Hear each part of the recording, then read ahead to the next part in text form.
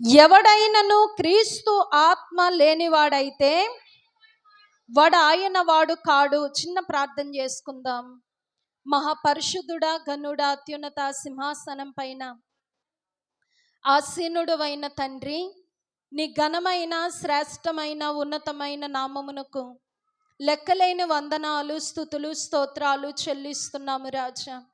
అయ్యా, ఈ సమయములో తండ్రి నీ వాక్యము వినటానికి మేమందరము కూడా వచ్చాము. యేసయ్య, మాతో మీరు మాట్లాడండి ప్రభు. మీ ఆత్మ సహాయము నాకు దయచేయండి. నాలో ఉండి బిడ్డలతో మీరు మాట్లాడి దర్శించి దీవించండి. నీ కృపతో నింపండి, నీ ఆత్మతో నింపండి, నీ మహిమతో నింపండి, ప్రభావముతో నింపండి ప్రభువా. గలిబిల ఆత్మల, అంధకార శక్తుల అధికారము, దురాత్మల ప్రభావమును యేసు నామములో బంధిస్తున్నాము తండ్రి. అవి బంధింపబడును గాక. దేవుని కృప కలుగును గాక. దేవుని సన్నిధి తోడైండును గాక. నిశ్చయంగా ప్రభువా, నీ ఆత్మ సహాయమును మాకిచ్చి మీరే మహిమ, ఘనత, కీర్తి, ప్రభావాలు పొందుకోమని యేసు పరిశుద్ధ నామమున ప్రార్థించి అడిగి వేడుకొని నీ కృపా సహాయం మేము పొందుకొని ఉన్నాము తండ్రి. ఆమేన్, ఆమేన్.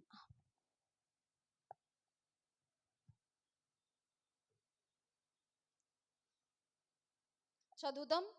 రోమపత్రిక 8వ అధ్యాయము 9వ వచనం. దేవుని ఆత్మ మీలో నివసించిన ఎడల మీరు ఆత్మ స్వభావము గలవారే గాని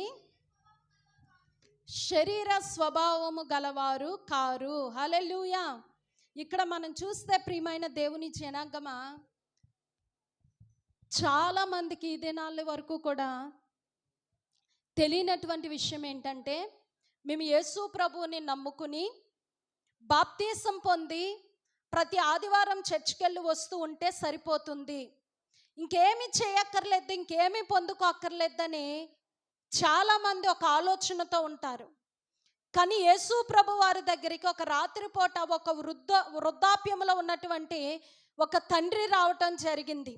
ఆ వృద్ధుడు వచ్చి అంటున్నాడు, ప్రభువా, నేను పరలోక రాజ్యం చేరాలంటే ఏం చేయాలి? ఏమడుగుతున్నాడమ్మా? నేను పరలోక రాజ్యం చేరాలంటే నేనేం చేయాలంటే, వెంటనే యేసు ప్రభు వారు అంటారు, ఒకడు క్రొత్తగా జన్మిస్తేనే కానీ నా రాజ్యంలోనికి ప్రవేశించలేరు, చేరలేరు అన్నప్పుడు వెంటనే ఈ వృద్ధుడు అంటున్నాడు యేసు ప్రభు వారితోటి, నేను ముసలివాడిని కదా, ముసలివాడినటువంటి నేను మరలా తల్లి గర్భంలోనికి వెళ్ళి నేను ఎలా జన్మించగలనని అడిగినప్పుడు యేసు ప్రభు వారు వెంటనే ఒక మాట అంటారు. యోహాను సువార్త 3వ అధ్యాయము 5వ వచనం ఒకసారి చదువుదాం. ఒకడు నీటి మూలముగాను ఆత్మ మూలముగాను జన్మిస్తేనే కానీ దేవుని రాజ్యములో ప్రవేశించడాన్ని నిశ్చయముగా చెప్పుచున్నాను. హల్లెలూయా. ఏమంటున్నాడండి? ఒకడు నీటి మూలముగా జన్మించాలి, రెండవది ఆత్మ మూలముగా జన్మిస్తేనే కానీ పరలోక రాజ్యంలో ప్రవేశించుట అసాధ్యం అని దేవుడు నిశ్చయముగా చెప్పాడట. ప్రియమైనటువంటి దేవుని బిడ్డ, అదే బోధ యోహాను కూడా చేస్తున్నాడు. ఏమనండి? నేను మారు మనస్సు నిమిత్తం, మత్తయి సువార్త 3వ అధ్యాయం తీసి పెట్టుకుందాం. మత్తయి సువార్త 3వ అధ్యాయం తీసి పెట్టుకుందాం. యోహాను, బాప్తీసం ఇచ్చేటువంటి యోహాను కూడా ఒక మాట అంటున్నాడు. ఏమని? మారు మనస్సు నిమిత్తం నేను నీళ్లలో మీకు బాప్తీసం ఇచ్చుచున్నాను, కానీ నా వెనక వచ్చువాడు నాకంటే శక్తిమంతుడు. ఏమంటున్నాడండి యోహాను? నా వైపు చూడండి దయచేసి. నా వెనక వచ్చువాడు నాకంటే శక్తిమంతుడు. అంతే, నా వెనక వస్తున్నాడని మీరు ఒకవేళ తక్కువ చేసి మాట్లాడతారేమో, తక్కువగా చూస్తాడేమో, నాకంటే తక్కువ వాడు అనుకుంటాడేమో. కానీ ఆయన ఎంత గొప్పవాడంటే, నిజానికి నా వెనక వస్తున్నాడు, కానీ ఆయన చెప్పులు మోయుటకైనను నేను పాత్రుడను కాను. బాప్తీసం ఇచ్చి యోహాను ఏమంటున్నాడండి? ఆయన నాకంటే ఘనుడు, నాకంటే గొప్పవాడు, నాకంటే శక్తిమంతుడు. నేనే పాటి వాడనండి, కనీసం ఆయన చెప్పులు మోయటానికి కూడా నేను పాత్రుడిని కానని బాప్తీసం ఇచ్చేటువంటి యోహాను తను తాను తగ్గించుకుంటున్నాడు. ప్రజలందరూ కూడా, అయ్యా నువ్వెంతో గొప్పవాడవని, నువ్వెంతో శక్తిమంతుడవని దేశాల నుండి ఊళ్ళల్లో నుండి, గ్రామాలలో నుండి, అరణ్యంలో ఉన్నటువంటి నీ యొద్దకు వచ్చి మేము బాప్తీసం పొందుతుంటే నాకంటే శక్తిమంతుడు నేను ఏమాత్రపు వాడనని నువ్వు స్వల్పమైన వాడవని అంటున్నావని వారందరూ కూడా ప్రియమైనటువంటి దేవుని జనాంగమా ఆశ్చర్యపోవటం జరిగింది. ఆయన అంటున్నాడు, అంటే నా వెనక వస్తున్నాడంటే ఈయన ముందు నడిస్తే ఈయన వెనకాల నడవటం కాదండి. ముందుగా బాప్తీసం ఇచ్చేటువంటి యోహాను ప్రజలకు పరిచయం అయ్యాడు, తర్వాత యేసు ప్రభు వారు పరిచయం అయ్యాడు. హల్లెలూయా. ఈయన ఎందుకు వచ్చాడంటే భూమి మీదకి ప్రతి మానవుడి నిమిత్తం. నువ్వు భూమి మీదకి వచ్చావంటే దేవునికి ఏదో ఉద్దేశం కలిగి ఉంటుంది. హల్లెలూయా. ఏదో ఒక ఉద్దేశం కలిగి ఉంటుందమ్మా. నేను పొద్దుటే లేచి నా భర్తకు వంట చేసి పెట్టి క్యారేజ్ పెట్టి పనికి పంపించటానికండి, నా పిల్లల్ని స్కూల్కి పంపించటానికే ఇదే నా జీవితం, ఇదే దేవుడి చిత్తం అని నువ్వు అనుకోవద్దు. నేను ఎప్పుడు చెప్తాను మీతో, ప్రభువా నన్ను భూమి మీదకు పుట్టించావు, పంపించావంటే నా పట్ల నీ చిత్తం ఏంటయ్యా, నా పట్ల నీ ఉద్దేశం ఏంటయ్యా, అది నెరవేర్చు. ఖచ్చితంగా నీ బిడ్డల్ని నువ్వు రెడీ చేసి స్కూల్కి పంపించాలి, పొద్దుటే లేచి నీ భర్త క్యారేజ్ పెట్టి పంపించాలి. ఇది మన బాధ్యత స్త్రీగా. కానీ అది చేస్తూ దేవుని యొక్క ఉద్దేశం నీ పట్ల ఏమై ఉన్నదో అది కూడా నువ్వు నెరవేర్చాలి. హల్లెలూయా. ఇప్పుడు చూస్తే బాప్తీసం ఇచ్చి యోహాను భూమి మీదకి ఎందుకు వచ్చాడండి? ప్రభు త్రోవ సరళము చేయటానికి వచ్చాడు. ఎందుకు వచ్చాడండి? ప్రభు త్రోవ సరళం చేయటానికి ప్రభు కంటే ముందుగా ఆయన భూమి మీదకి పంపబడ్డాడు. ఇప్పుడు ఆలోచన చేస్తే ప్రియమైన దేవుని బిడ్డ, ఈయన చేసేటువంటి బోధ ఏంటంటే, నేనైతే అయ్యా మారు మనస్సు నిమిత్తం నీళ్లతో మీకు బాప్తీసం ఇస్తున్నాను, కానీ నా వెనక వచ్చేవాడు పరిశుద్ధాత్మలోను అగ్నిలోను మీకు బాప్తీసం ఇస్తాడు. హల్లెలూయా. ఏమంటున్నాడండి? 11వ వచనం చదువుకుందాం. మత్తయి 3వ అధ్యాయము.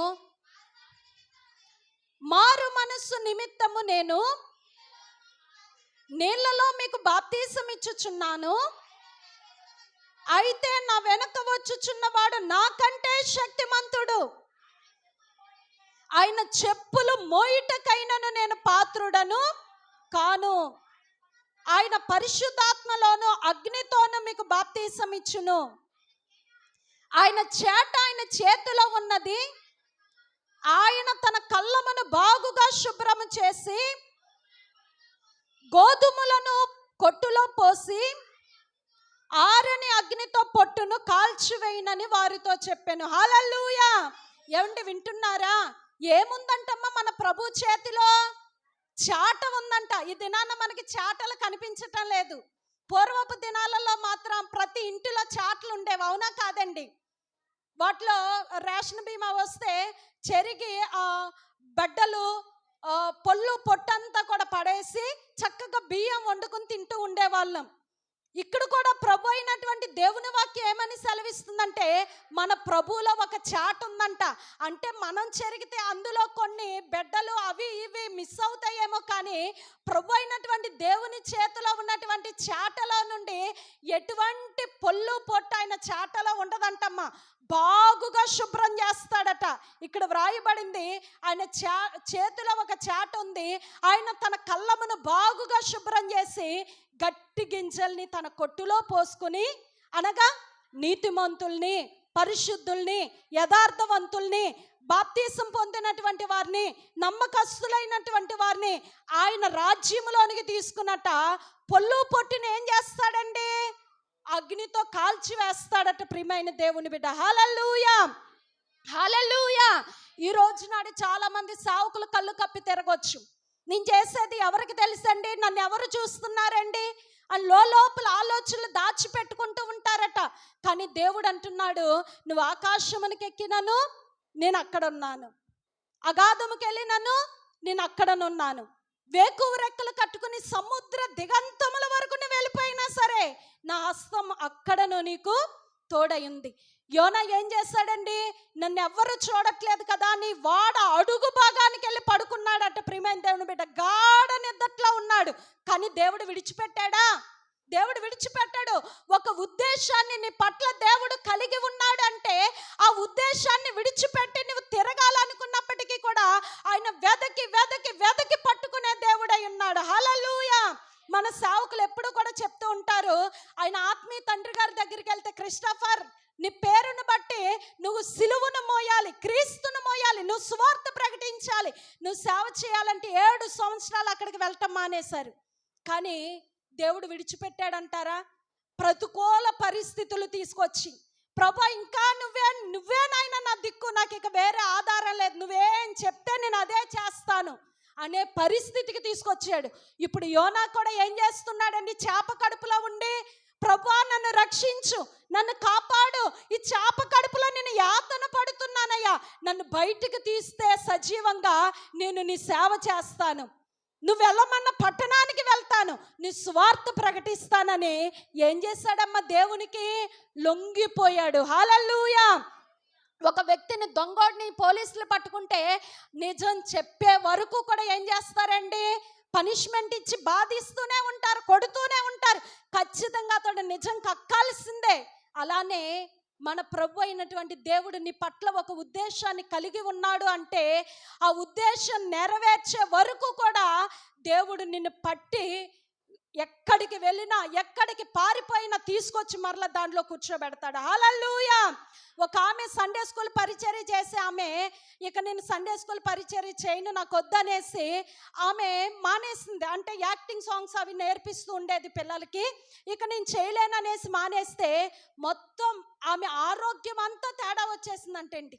ప్రేగులు తీసి ప్రక్కన పెట్టి ఆపరేషన్ చేసి అటువంటి పరిస్థితిలో దేవుడు బాగు చేసి వాడుకుంటూ ఉంటే ఆమెకి ఇక దేవుడు పని మీద మనసు లేదు, నిర్లక్ష్యం వచ్చేసింది. ఆరోగ్యం బాగుపడ్డాక నేను ఇక చేయను ప్రభా, నువ్వు ఎవరో ఒకరిని చూసుకో, ఎవరో ఒకరిని పెట్టుకో అంటే మొత్తం బలహీనరాలైపోయి మంచం పట్టేసింది. మరలా మూలుగుతుంది దేవుని సన్నిధిలో. ఏమని?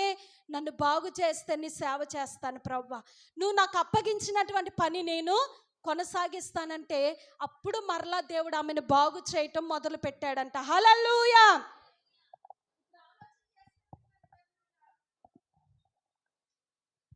ఇప్పుడు ఆలోచిస్తూ ఉంటే ఒక మాట, దేవుడు నీకు అప్పగించినటువంటి పని నువ్వు నిర్లక్ష్య పెట్టడానికి వీల్లేదు. ఒక విషయం చెప్పమంటారా? వాక్యం చెప్పి చెప్పి చాలా మందికి బోర్ అనిపించేస్తూ ఉంటుంది. ఏదోట్లే 4 మాటలు చెప్పేసి వస్తే వినరా అన్నట్టుగా ఉంటారు. కానీ ఈ రోజు వరకు కూడా ప్రియమైనటువంటి దేవుని బిడ్డ 8 సంవత్సరాల కాలంగా బోధిస్తూ ప్రసంగిస్తూ ఉన్నా సరే, అమ్మో నోరని చెప్పాం కదా అక్కడ వాక్యం, అది చెప్పేద్దాలే ఇక్కడ అన్నట్టుగా ఎప్పుడూ కూడా అనిపించదు. నేను అదే ఆలోచిస్తున్నా. ప్రతి వారం కూడా ఆయన ఏం చేస్తున్నాడంటే మమ్మల్ని నూతన పరుస్తూనే ఉన్నాడు. హల్లెలూయా. ఈ కార్యం చేసేది ఎవరు అంటే పరిశుద్ధాత్మ దేవుడు. హల్లెలూయా.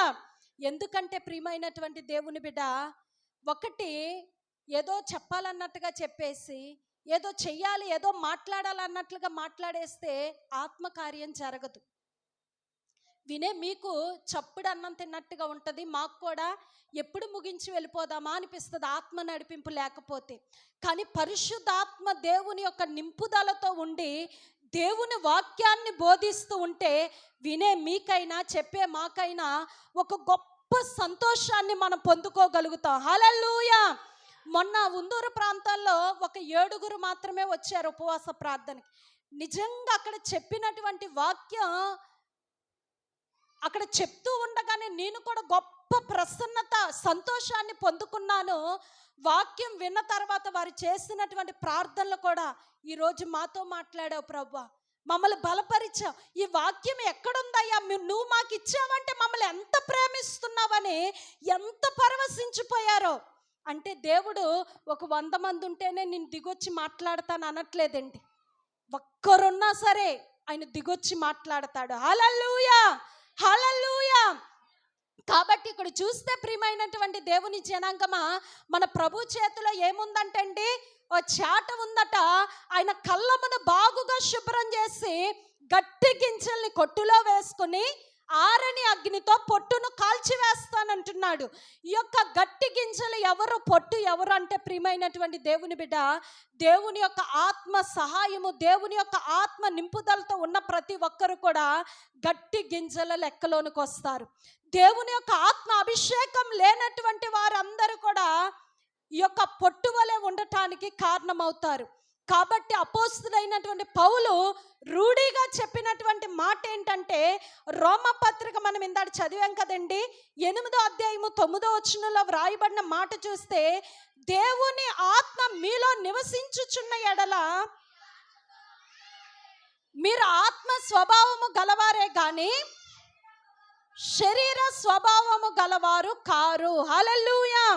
ఇక్కడ మరొక మాట, ఎవడైనను క్రీస్తు ఆత్మ లేనివాడైతే వాడు ఆయన వాడు కాడు.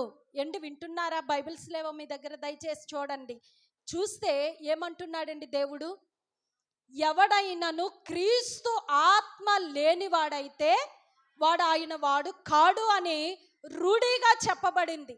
యేసు ప్రభు అన్న మాట ఏంటండి? ముసలివాడైన నికోదేముతో ఒకడు నీటి మూలముగా మరొకడు ఆత్మ మూలముగా జన్మిస్తేనే కానీ నా రాజ్యంలో ప్రవేశించలేడు.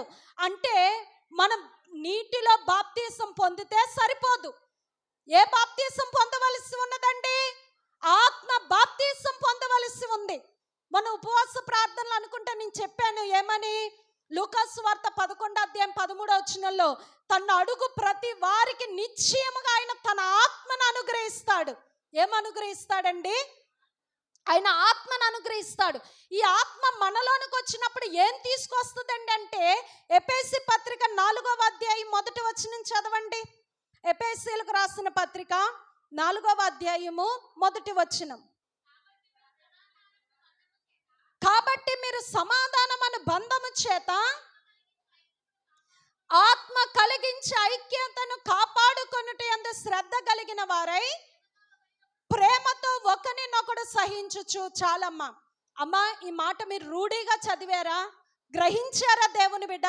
కొన్నిసార్లు మనం వాక్యం చదువుకుంటూ వెళ్ళిపోతే మనకేం అర్థం కాదండి. వాక్యం చదివావంటే చదివేస్తానంటారు, కానీ ఆ వాక్యములు అసలు ఏముంది, దేవుడు నాతో ఏం మాట్లాడాడని గ్రహింపు చాలా మందికి ఉండదు. ఈరోజు నేను 3 అధ్యాయాలు చదవాలనుకున్నాను కాబట్టి 3 అధ్యాయాలు చదివేయాలనేసి దన చదువుకుంటూ వెళ్ళిపోతారు, కానీ గ్రహించరు. ప్రయోజనం ఉంటుందంటారా? ఉండదు. కానీ మన వాక్యం చదివేటప్పుడు ఆ వచనాలు అసలు ఏముంది, ఎవరు రాసిన పత్రిక ఇది, ఎవరికి వ్రాసారు, దేవుని వాక్యం ఏమని సెలవిస్తుందని గ్రహించాలి. ఇక్కడ అంటున్నాడు, ప్రియమైనటువంటి దేవుని జనాంగమా, సమాధానమను బంధము చేత ఆత్మ కలిగించే ఐక్యతను, మరలా చెప్తున్నాను, ఆత్మ కలిగించే ఐక్యతను కాపాడుకొనుట యందు మీరు శ్రద్ధ గలవారై ఉండుడి. ఆత్మ ఏం కలిగిస్తుందంటండి? ఐక్యతను కలిగిస్తుంది. హల్లెలూయా. ఈ ఆత్మ దేవుని యొక్క స్వాధీనంలో ఎవరైతే ఉంటారో వారు ఏ కుటుంబంలో ఉంటే ఆ కుటుంబంలో సంతోషం, సమాధానం, నెమ్మది. ఎందుకంటే పరిశుద్ధాత్మ దేవుడైన ఆదరణకర్తగా పంపబడ్డాడు. ఎలా పంపబడ్డాడండి? అందరూ చెప్పాలి.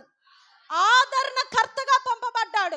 అంటే నువ్వు ఎంత దుఃఖములో, వేదనలో ఉన్నప్పటికీ కూడా నువ్వు ఆత్మ దేవుని యొక్క నింపుదలలో ఉంటే, ప్రియమైన దేవుని బిడ్డ, ఆదరించబడతావు. హల్లెలూయా.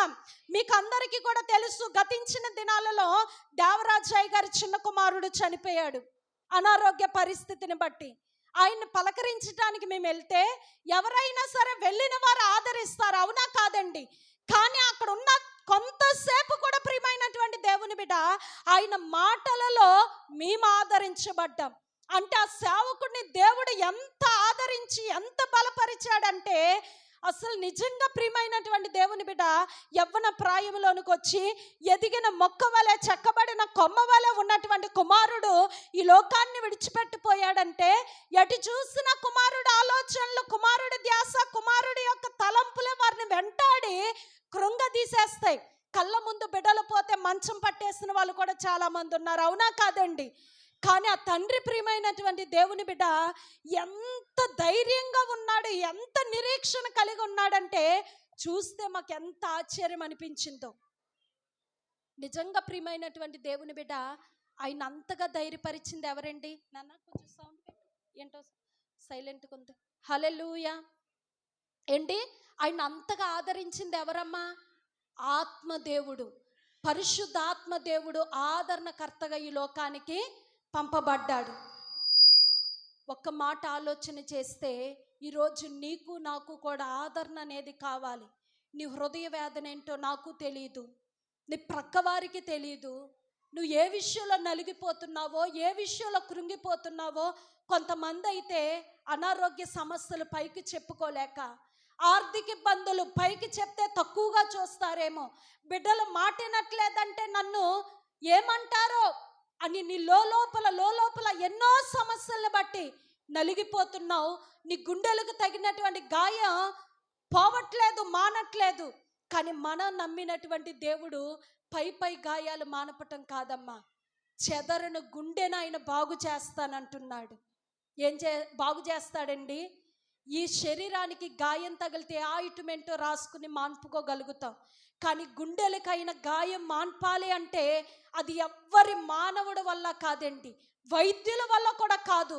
కానీ ఎవరు మాన్పగలరంటే ఆ ప్రభువైనటువంటి దేవుడు మాత్రమే. హల్లెలూయా, హల్లెలూయా. ఎప్పుడు మాన్పగలడంటే ప్రియమైన దేవుని బిడ్డ ఆయన సన్నిధిలో మోకరించి, ప్రభువా నీకు తెలిసిన బాధ, దుఃఖము నుండి, వేదన నుండి, ఈ సమస్య నుండి నన్ను విడిపించండి. నిద్ర పట్టట్లేదు, నెమ్మది ఉండట్లేదు, సంతోషం ఉండట్లేదు, ఒకటే ఆందోళన, భయము. నవ్వుతూ తిరుగుతున్నాను కానీ లోపల ఒకటే వేదనయ్యా. నాకు ఈ వేదన నుండి, ఈ ప్రతికూల పరిస్థితి నుండి నాకు విడుదల దయచేయండి ప్రభు అంటే ఆయన నీలోనికి వచ్చి నీలో ఒక క్రొత్త ధనాన్ని తీసుకొస్తాడు. ఏం తీసుకొస్తాడండి? ఒక నూతన హృదయం, నూతన సంతోషం, నూతన ఆనందాన్ని ఇచ్చి ఆయన నిన్ను పరచటం నువ్వు చూస్తావు. ఇది ఎవరి ద్వారా సాధ్యమండి? పరిశుద్ధాత్మ దేవుడు నీలోనికి వచ్చినప్పుడు కలిగే కార్యం. పాల్ దినకర్ణ గారికి ఒక కుమార్తె ఉండేదట. దినకర్ణ గారికి కుమార్తె మంచి యవన ప్రాయములు, ఆమె అనుకోకుండా చనిపోవటం జరిగింది. మంచి ప్రసంగికుడండి దినకర్ణ గారు. చాలా గొప్ప గొప్ప సభల్లో దేవుని వాక్యాన్ని ప్రకటించిన వ్యక్తి, పరలోకం వెళ్ళి అనేక మంది భక్తుల్ని కన్నులారా చూసొచ్చిన వ్యక్తి. కుమార్తె చనిపోయింది. ఒకటే వేదన, దుఃఖం, కన్నీరు. కుటుంబ ప్రార్థన చేసుకుంటూ ఉంటే ఒక్కసారిగా ప్రియమైనటువంటి దేవుని జనాంగమా, ఒక ఆత్మ సన్నిధి వారి దగ్గరికి దిగి వచ్చినటువంటి ప్రసన్నత వారు అనుభవించారంట. ఎందుకు నవ్వుతున్నారో తెలియదు కానీ అందరూ కూడా సంతోషంతో ప్రార్థన చేస్తూ, నువ్వెంత గొప్పవాడు ప్రభు, నువ్వెంత శక్తిమంతుడు ప్రభు, నువ్వు ఉన్నతుడు ప్రభు అని ప్రభువుని గణపరుస్తూ, స్తుతిస్తూ, ఆరాధిస్తూ అందరూ సంతోషంతో నింపబడ్డారంటండి. అక్కడ ఉన్న సిచ్యువేషన్ ఏంటమ్మా? బహు దుఃఖముఖులుగా ఉండవలసిన వారు. కానీ దేవుడు దానికి ప్రతిగా ఏం చేశాడు? వారందరినీ కూడా గొప్ప సంతోషంతో నింపాడు. అంటే ఒక హృదయాన్ని ఎలాగైనా త్రిప్పగలిగిన వాడు ఎవరు అంటే ప్రభు అయినటువంటి దేవుడే. హల్లెలూయా. నీ హృదయంలో వ్యాధులు ఉంటే దాన్ని ఆనందంగా మార్చగలిగిన వాడు ఆ ప్రభు అయిన దేవుడే. నీ హృదయంలో దుఃఖం ఉంటే దాన్ని సంతోషంగా మార్చగలిగిన వాడు ఆ ప్రభు అయినటువంటి దేవుడే. ఇప్పుడు అడుగుతున్నాడంట దినకర్ణ గారు, అయ్యా ఎందుకయ్యా నా కుటుంబంలో ఈ విషాదం వచ్చింది, ఎందుకు ఈ ప్రతికూల పరిస్థితి మేము ఎదుర్కోవాల్సి వచ్చిందంటే, అనేక మందిని నీ వాక్యం చేత బలపరుస్తున్నావు, అనేక మందికి దేవుని సువార్త బలంగా ప్రకటిస్తున్నావు కదా, అన్నీ అనుకూలంగా ఉన్నప్పుడు నువ్వు ఎంతో నా దేవుడు గొప్పవాడు, నా దేవుడు శక్తిమంతుడు అని ప్రసంగిస్తూ ఉన్నావు, ఎన్నో ప్రసంగాలు చేస్తూ ఉన్నావు. కానీ చేదైనటువంటి అనుభవాలలో కూడా నువ్వు నన్ను గణపరచాలి, ప్రతికూల పరిస్థితుల్లో కూడా నువ్వు నామాన్ని ఎత్తి చూడాలి. ఎంత భయంకరమైన పరిస్థితి నీ కుటుంబంలో ఉన్నా సరే నువ్వు ప్రజలకి నా దేవుడు గొప్పవాడు, శక్తిమంతుడని నువ్వు ప్రకటించాలని ప్రభు అయినటువంటి దేవుడు తనతో మాట్లాడటం జరిగిందంటండి. హల్లెలూయా, హల్లెలూయా. సేవకుల కుటుంబాలు కొన్నిసార్లు ప్రతికూల పరిస్థితులు భయంకరంగా వస్తూ ఉంటాయి. నిజంగా దేవరాజు గారు మంచి సేవకుడు అండి, ఆత్మల పట్ల భారం కలిగిన సేవకులు, ఎంతో పరిచర్య వరిస ప్రాంతంలో చేసినటువంటి వ్యక్తి. ఎందుకు ఇలా అయింది, వారికే ఎందుకు ఇలా వచ్చింది, అనేక మందికి సువార్త ప్రకటిస్తారు, మంచి సేవ చేస్తున్నారు కదా అంటే, ఒకటి ప్రియమైన దేవుని బిడ్డ, అనేక మంది కన్నీరు తొడవాలి, అనేక మందిని ఆదరించాలంటే ఆ భయంకరమైనటువంటి అనుభవాల గుండా మనం కూడా నడవాల్సిందే. ఏమ్మా, ఒకటి ఆలోచన చేస్తే ప్రియమైన దేవుని బిడ్డ, భయంకరమైనటువంటి అప్పుల్లో నుండి నేను వచ్చాను ఒకప్పుడు. ఈరోజు అప్పుల్లో ఉన్న వారి బాధ ఎలా ఉంటుందో, ఆ దుఃఖం ఎలా ఉంటుందో నాకు తెలుసు. అవునా కాదండి? ఆ బాధ అనేది లేకపోతే ఆ బాధ ఎలా ఉంటుందో తెలుసా? ఆ బాధ నేను పడకపోతే. ఇప్పుడు నొప్పులు పడి ప్రసవేదంతో పిల్లల్ని కంటే ఎదుటి వ్యక్తి నొప్పులు పడుతూ ఉంటే ఆ నొప్పులు ఎలా ఉంటాయి మీకు తెలుసు కాబట్టి ఆదరించగలుగుతుంది. ఆ బాధ ఈమెకి తెలియకపోతే ఆదరించగలుగుతారా? ఆదరించలేరు ప్రియమైన దేవుని బిడ్డ. కాబట్టి ఎందుకు దేవుడు కొన్నిసార్లు కొలిమిలో వేస్తాడు, ఎందుకు కొన్నిసార్లు ప్రభు అయినటువంటి దేవుడు ప్రతికూల పరిస్థితులు తీసుకొస్తాడంటే, అనేక మందికి మనం ఆశీర్వాదకరంగా ఉండాలి అంటే కొన్నిసార్లు నలగొట్టబడాలి. యోసేపు ఐగుప్తు దేశం అంతటిని ఏలుబడి చేసే గొప్ప రాజు అయ్యాడంటే ఒట్టినే అయిపోయాడంటారా? ఎంత నలగొట్టబడ్డాడండి. ప్రేమగా చూసుకునే తండ్రికి దూరం అయ్యాడు, అన్నదమ్ములకు దూరం అయ్యాడు, తన స్వదేశానికి దూరం అయ్యాడు, బానిస బ్రతుకు బ్రతికాడు, చెరసాలలో వేయబడ్డాడు, ఏ పాపము చేయకపోయినటువంటి దోషిగా ఖైదీగా నిలబెట్టబడ్డాడు. దేవుడు నలిపి నలిపి నలిపి అన్నిటిలో అతడు నమ్మకంగా ఉండటం చూసి దేవుడు అతన్ని గనుడుగా చేశాడు. హల్లెలూయా. ఈ రోజు నాడు నీకు శ్రమ వెనక శ్రమ, కష్టం వెనక కష్టం, దుఃఖం వెనక దుఃఖం వస్తుందంటే దేవుడు నిన్ను చెక్కుతున్నాడు. ఏం చేస్తున్నాడండి? చెక్కుతున్నాడు ప్రియమైన దేవుని బిడ్డ. ప్రభు అంటున్నవి ఏ బండ నుండి చెక్కబడితే ఆలోచించు, ఏ గుంట నుండి తీయబడితే ఆలోచించు అంటున్నాడు. దేవుడు నిన్ను చెక్కుతున్నాడు. చెక్కేటప్పుడు చాలా నొప్పి వస్తుంది, బాధ అనిపిస్తూ ఉంటుంది. కానీ చెక్కబడిన తర్వాత చూస్తే నువ్వు ఒక అందమైనటువంటి శిల్పం. అనేక మంది అబ్బా ఎంత బాగుందో ఆ శిల్పం, అబ్బా ఎంత అందంగా ఉందో. ఎక్కడ నువ్వు అప్పుడు వరకు కూడా బండగా ఉన్నప్పుడు ఏదో ఒక మూల పడేస్తుంది అది, అవునా కాదండి? ఒక రాతి బండను తీసుకొచ్చి అందంగా షోకేస్లో పెట్టుకుంటామంటారా? ఏమ్మా, పెట్టుకో. కానీ అది శిల్పంగా చెక్కబడిన తర్వాత దాన్ని ఘనమైన స్థానములోనే ఉంచుతాం. ఎక్కడ ఉంచుతామండి? ఘనమైన స్థానములోనే ఉంచుతాం ప్రియమైన దేవుని బిడ్డ. అందరూ చూస్తుంటే అబ్బా ఎంత అందంగా ఉంది, ఎంత బాగుంది, ఇది మా ఇంట్లో ఉంటే బాగుండు అంటారా? లేదండి. ఈ రోజు నాడు కూడా నువ్వు నలపబడుతున్నావు, కొట్టబడుతున్నావు, దుఃఖము వేదనతో నలిగిపోతున్నావంటే దేవుడు నీ పట్ల ఒక ఉద్దేశాన్ని కలిగి ఉన్నాడు. ఆ ఉద్దేశాన్ని నెరవేర్చడం కోసం ఆయన నిన్ను చెక్కుతున్నాడు. చెక్కేటప్పుడు నొప్పే, బాధే, దుఃఖమే. కానీ చెక్కబడిన తర్వాత నువ్వు ఒక అందమైన శిల్పంగా మారిపోతావు. మేము కూడా ఏడ్చాం. గ్రామంలో వెలివేత, ఎవ్వరూ మాట్లాడట్లేదు. మమ్మల్ని చూస్తూ కూడా, అంతకు మునుపు మా ఇంట్లో ఎప్పుడూ యవనస్తులు ఉండేవారండి. బావా బావా, అక్క, చెల్లి అంటూ అందరూ అనేవారు. మీ ఇంటికి అందరూ వస్తారు కానీ మా ఇంటికి ఏంటి ఎవ్వరు రారని అంటూ ఉండేవారు. అలాంటి బంధువులు, స్నేహితులు దూరంగా నిలబడి ఎవ్వరూ మాట్లాడట్లేదు. రోడ్డు అంటే వెళ్ళినప్పటికీ కూడా మమ్మల్ని చూసి మొఖాలు పక్కకు తిప్పేసుకుంటున్నారు. ఎంత బాధ అనిపిస్తుందండి. అదే బాధతో నరసాపురం ప్రాంతం వెళ్ళాం. ఇదే దుఃఖం అనుకుంటే అక్కడ చేసిందల్లా లాసే, చేసిందల్లా నష్టమే. ఇంకా దుఃఖం ఎక్కువయ్యింది. అక్కడి నుండి ఇక్కడికి వచ్చాం. ఇక్కడ అన్ని నాన్నగారు చూసిన తండ్రి మీద ఆధారపడే స్థితికి నేను వచ్చేసానే, ఏంటి నా బ్రతుకని ఇంకా దుఃఖం. కానీ ఒక్కసారి ప్రియమైనటువంటి దేవుని బిడ్డ, శోధన కాలం అనేది మనిషికి ఉంటుంది. ఆ శోధన కాలం అంతా కూడా అయిపోయి ఒక కాలం వచ్చిన తర్వాత దేవుడు పైకి తీసుకురావటం మొదలు పెట్టాడు. హల్లెలూయా, హల్లెలూయా. ప్రతి మనిషికి ఉంటుంది శోధన కాలం. దానితోనే మన జీవితం ముగిసిపోతుందని కాదు, కానీ ఎక్కువగా ఎవరైతే చెక్కబడతారో, ఎక్కువగా ఎవరైతే కొట్టబడతారో సమస్యలతో, వారు అందరికంటే అందమైన రూపంలోనికి వస్తారు. హల్లెలూయా. ఒకటి, ఏదైనా చేయగలిగిన వాడు దేవుడే. ఒకప్పుడు గ్రామం అంతటిని దూరం పెట్టాడు మాకు, అది చేసింది దేవుడే. ఇప్పుడు గ్రామం అంతటిని కూడా మమ్మ దగ్గర చేశాడు. వారి వివాహాలు అయితే కార్డిచ్చుకొచ్చి పిలవటం, రమ్మంటాం, ఊర్లోకి వెళ్తే హత్తుకోవటం, మా ఇంటికి రండి అని తీసుకెళ్ళి టిఫిన్ పెట్టడం, టీ ఇవ్వటం. ఇదంతా కూడా ఎలా జరుగుతుందంటే ఆయన చిత్త ప్రకారం దేవునికి అప్పగించుకుంటే. ఒకప్పుడు దూరం అయ్యారు, కానీ ఈ రోజు నాడు దేవుణ్ణి కలిగి ఉన్నాం, వారిని దేవుడు దగ్గర చేశాడు. ఒకప్పుడు ఎంతో దూషించారు, ఇప్పుడు అమితంగా ప్రేమిస్తున్నారు. హల్లెలూయా, హల్లెలూయా. నువ్వు దేవుణ్ణి విడువక, దేవుణ్ణి మరువక, ఆ దేవుణ్ణి కలిగి ఉంటే ఆయన ఏదైనా చేయగలిగిన దేవుడు.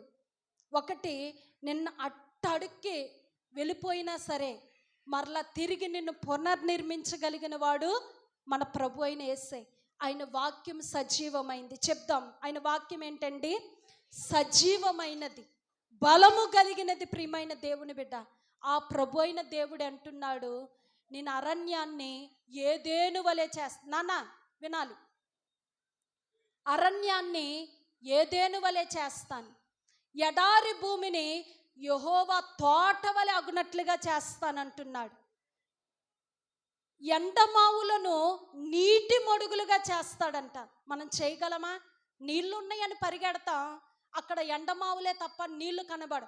కానీ దాన్ని సైతం దేవుడు ఏం చేస్తాడంటే నీటి మడుగులుగా చేయగలిగినటువంటి దేవుడు. హల్లెలూయా! నీ బలాన్ని బట్టి, నీ శక్తిని బట్టి దేవుణ్ణి ప్రక్కన పెట్టి పరిగెడుతున్నావేమో, నేను పొందుకుంటా, నేను సంపాదిస్తా, నేను పొందుకుంటా, నేను కలిగి ఉంటానని. నీ జ్ఞానం, నీ శక్తి, నీ బలం దేనికి పనికిరాదు.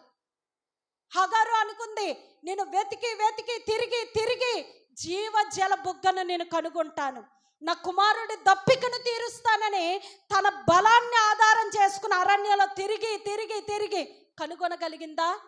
ఏమ్మా, చివరికి ఏం చేసిందండి? ఈ చిన్నవాడి చావిక నేను చూడలేనని పడేసి వెళ్ళి ఏడుస్తుంది. వెంటనే దేవదూత వచ్చి అంటుంది, ఈ చిన్నవాని కేక దేవుడు విన్నాడు. ఎవరి కేక విన్నాడంటండి? అరణ్యంలో, ఎడారిలో నీళ్లు లేక చావు కేక. ప్రియమైన దేవుని బిడ్డ, అది సామాన్యమైన కేక కాదు. కొన్ని నిమిషాల్లో చచ్చిపోబోతున్నాడు. కానీ ఆ కేక వినంట దేవుడు తన దూతను పంపించి, ఆదుకో, ఆ కుమారుడు నన్ను పిలుస్తున్నాడు, కేకలు వేస్తున్నాడంటే, హగరు నీకేమొచ్చింది? దేవునికి మొరపెట్టాలని నీకు తెలియట్లేదు? ఇలాంటి పరిస్థితిలో దేవుణ్ణి వేడుకోవాలని తెలియట్లేదా? చాలా మంది కుటుంబం కుప్పకూలిపోయి, ప్రతికూల పరిస్థితుల్లో భర్త త్రాగుబోతైపోయి, లోకానుసారమైన జీవితం, బిడ్డలు ఏమాత్రం కూడా మాటకు లోబడక తిరుగుబాటు స్వభావంతో ఉంటే అక్కడ ఇక్కడ ఇక్కడ అక్కడ అన్ని చోట్ల చెప్తారు, కానీ ఏడవాల్సినటువంటి స్థలానికి వచ్చి ఏడవరు. ఇక్కడ ఉపవాస ప్రార్థనలు జరుగుతూనే ఉంటాయి, కానీ ఒక్కరు కూడా వచ్చి, అయ్యా నా భర్తను మార్చయ్యా, నా బిడ్డల్ని మార్చయ్యా, నా కుటుంబంలో సమృద్ధిని ప్రభు అని దేవుని సన్నిధిలో ఏడ్చేవారు లేరు. అందుకని మీరు అదే స్థితిలో ఉన్నారు. ప్రియమైన దేవుని బిడ్డ, వెతికింది వెతికింది తిరిగింది, అలిసిపోయింది. చివరికి దేవదూత వచ్చి అంటుంది, ఆ చిన్నవాడు ఉన్న చోటే ఆ నీటి బొగ్గను దేవుడు పుట్టించాడు, వెళ్ళు, నీ తిత్తును తీసుకుని నీళ్లతో నింపి ఆ బిడ్డకు పట్టించి అతడు బ్రతుకుతాడు. హల్లెలూయా! మన ప్రభు ఎలాంటి వాడు? ఎండమావులను నీటి మడుగులుగా చేస్తానంటున్నాడు, ఎడారు భూమిని యెహోవా తోట వలె చేస్తానంటున్నాడు, అరణ్యమును ఏదేను వలె చేస్తానంటున్నాడు. ఈ రోజు నాడు ఆ జీవాధిపతిని విడిచిపెట్టేసి ఎక్కడెక్కడో తిరుగుతున్నావేమో, ఏవేవో చేస్తున్నావేమో. చిన్న జలుబో, చిన్న జ్వరమో, చిన్న దగ్గో వస్తే అక్కడికి పరిగెత్తేస్తావు, ఇక్కడికి పరిగెత్తేస్తావు, ఏవేవో తీసుకొచ్చి పిల్లలకు కట్టేస్తూ ఉంటావు. అధికమైన కీడు నాశనం నీ మీదకి వచ్చేస్తుంది. ఎక్కడికి పరిగెత్తాలండి? సేవకుడు ఫోన్ చేయి, ప్రార్థన చేయించు, సిలువ గుర్తులై, యేసు రక్తాన్ని చెప్పు. ఎంతమంది విడుదల పొందట్లేదు ప్రియమైన దేవుని బిడ్డ? ఆ జీవాధిపతిని విడిచిపెట్టి నువ్వు ఎక్కడ తిరిగినా సరే నీ కీడు, నష్టము, నాశనమే తప్ప వెతకాల్సిన ప్రభువుని వెతుకు. ఎవరితో చెప్పుకోవాలి? ఆ ప్రభువుతో చెప్పు. ఆయన నీ కార్యాన్ని సఫలము చేయగలిగినటువంటి దేవుడు. హల్లెలూయా! నాకు అంతా అయిపోయిందని నీవు అనుకుంటున్నావేమో, అదే పరిస్థితిలో ప్రయాణం చేస్తున్నాడు. ఎవరంటే కోల్గేట్ పేస్ట్ కనిపెట్టినటువంటి వ్యక్తి. నిన్ను పెంచలేమయ్యా ఇక మేము, ఇప్పుడు వరకంటే ఏదో మా శక్తిని కూడగట్టుకుని నిన్ను పెంచాం, నువ్వు ఒక వయసుకు వచ్చావు, ఇప్పుడు నీ కాళ్ళ మీద నువ్వు నిలబడి నీ బ్రతుకేదో నువ్వే బ్రతుకని సంచిలో బట్టలు పెట్టి పంపించేస్తే ఓడలో ఎక్కి ఏడుస్తున్నాడట ప్రయాణం చేస్తూ. ఎక్కడికి వెళ్ళను, ఏం చేయను, ఏంటి నా బ్రతుకని ఏడుస్తుంటే ఆ ఓడ యజమానుడు గ్రహించి దగ్గరికి తీసుకుని, నన్న ఎందుకు ఏడుస్తున్నావు? ప్రేమగా మాట్లాడుతున్నారండి ఎవరైనా దుఃఖంగా ఉంటే. ఇంకా అప్పుడు నీకు ఇలాగే జరగాలి, నీకు ఇలాగే ఉండాలి, ఈ మాటలు మనకొద్దు. ఆదరించే మాటలు మన నోట దేవుడు ఉంచునుగాక. ఆమేన్. ఒక్క మాట ఆలోచన చేస్తే, ఆదరిస్తున్నాడు, ఇది నా పరిస్థితి అయ్యా అంటే నువ్వేం బాధపడొద్దు. నేను ఒక వ్యక్తిని నీకు పరిచయం చేస్తా, ఆయన నమ్మకమైన వాడు, నిన్ను విడువాడు, నిన్ను ఆశీర్వదిస్తాడని యేసు ప్రభువుని అతనికి ప్రకటించి సువార్త చెప్పి, నువ్వు 3 పనులు చేయి. శ్రద్ధగా పని చేయి, బద్ధకంగా పని చేయొద్దు, ప్రతిరోజు ప్రార్థన చేయి. రెండవది, మూడో విషయం ఏంటంటే, నీకు వచ్చే రాబడి అంతట్లో 10వ వంతు నువ్వు దేవునికి ప్రక్కన పెట్టు. అందుకని ఈరోజు మంచి భక్తి కలిగిన ప్రతి కుటుంబంలో ఒక 70 ఉంటుంది. ఉదయం నుండి సాయంత్రం వరకు ఎంత కష్టపడి పనిచేసి వచ్చారో దాంట్లోంచి వచ్చిన కూలిలో మొట్టమొదటిగా దాంట్లో 10వ వంతు వేసి అలా పెడతారు. నేను సింగారి ఇంటికి వెళ్ళినప్పుడు ఆశ్చర్యపడ్డా, ఏంటి 70 అని చూస్తే దశమ భాగాల బాక్స్. మంచి భక్తి కలిగిన వారి ఇంట్లో అట్లా సపరేట్గా ఉంటుంది. ప్రియమైన దేవుని బిడ్డ, ఇతడు ఆ 3 పనులు కూడా కరెక్ట్గా చేయటం మొదలు పెట్టాడంట. ఇతనికి వచ్చిన పని ఏంటంటే కొవ్వొత్తులు తయారు చేయటం. కొవ్వొత్తులు తయారు చేస్తూ ఉన్నాడు. ఇట్లా ఉండగా ప్రియమైన దేవుని బిడ్డ, ఆయనని దేవుడు ఏం చేశాడు అంటే కొవ్వొత్తులు తయారు చేస్తున్నాడు, శ్రద్ధగా పని చేస్తున్నాడు. చాలామంది తనతో ఉన్నటువంటి స్నేహితుల మాటకి విలువ ఇచ్చినంతగా పెద్దల మాటకి విలువేవారు. ఆడి మాట నేను వినేదేంటి, వాళ్ళు చెప్తే నేను చెయ్యాలా, వాళ్ళు వెళ్ళమంటే వెళ్ళాలా అని పెద్దల మాట అంటే అస్సలు లెక్క ఉండదు. కానీ ఒకటి, పెద్దలు మనకి ఎప్పుడు కూడా మంచే చెప్తారు కానీ చెడెప్పు చెప్పరు. ఎందుకంటే నీ వయస్సు దాటుకుని వారు వచ్చారు కాబట్టి ఆ వయసులో ఏది మేలో ఏది కీడో వివేచించటం నీకు తెలియదు. కాబట్టి వారు చెప్పినప్పుడు ఖచ్చితంగా ఇది మేలా కీడా అని నువ్వు ఆలోచించి నువ్వు ముందుకు సాగటానికి చాలా మంచిది. హల్లెలూయా, హల్లెలూయా. ఈ రోజుకి సేవకులు ఏదైనా పెట్టాలి మందిరంలో కానీ, లేకపోతే ఏదైనా కొనాలి, ఏదైనా చెయ్యాలంటే ఎంతమందితో ఆలోచిస్తారో, ఎంతమందితో సంప్రదిస్తారో. చాలామంది ఇలా ఆలోచన వస్తే అలా చేసేస్తారు. అది చాలా నష్టం. మేము కూడా టాటా ఏసీ తీసుకున్నప్పుడు నాన్న ఎంత వద్దన్నా సరే, టాటా ఏసీ కాదు పెరల్స్ కట్టించే విషయంలో వద్దు, ఇలాంటి ఎన్నో దెబ్బతిని ఉన్న ఎంతో మందిని చూసామంటే ఆ టైంలో వినలేదు. వినక చేస్తే ఈ రోజుకి కూడా ఆ పెరల్స్ కంపెనీ ఎత్తేసారు. మిమ్మల్ని చూసి మేము కట్టే మాకేం తెలుసు అంటే కొంచెంగా అవన్నీ కూడా ఇచ్చుకుని వస్తున్నాయి. ఎవరు ఇవ్వట్లా, కానీ మనం దేవుణ్ణి నమ్ముకున్నాం.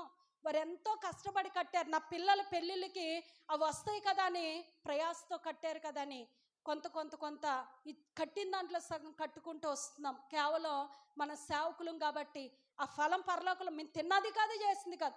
పెద్దల మాట వినకపోతే ఇట్లాంటి నష్టాలు ఎదుర్కోవాల్సి వస్తుంది. ఈ యొక్క కోల్గేట్ టూత్పేస్ట్ కనుగొన్న వ్యక్తి ఎవరి మాట విన్నాడండి? ఆ వాడ నాయకుడు చెప్పిన మాట తను చచ్చిపోయే వరకు కూడా పని శ్రద్ధగా చేస్తున్నాడు. కొవ్వొత్తులు ప్రార్థన చేస్తున్నాడు ప్రతిరోజు. తనకు వచ్చిన దాంట్లో కొంత ప్రక్కన పెడతా ఉన్నాడు. చివరికి ఏం జరిగిందో తెలిసింది అతని జీవితంలో. కోల్గేట్ టూత్పేస్ట్ తయారు చేసే వ్యక్తి ఇతడు నమ్మకత్వాన్ని చూసి తన పనిలో పెట్టుకున్నాడంట.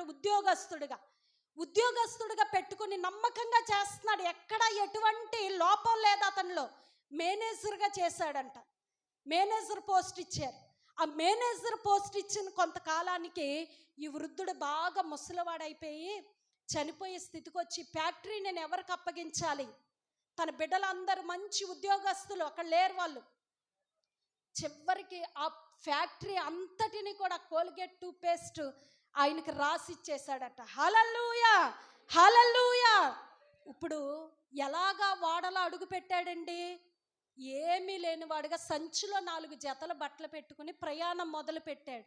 ఏమైనా ఉందా? చేతిలో రూపాయి లేదు.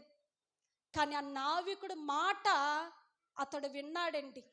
చాలామందికి చెడ్డ మాట చెప్తే చాలా ఆనందంగా తీసుకుంటారు, మంచి మాట చెప్తే మాత్రం తీసుకోరు.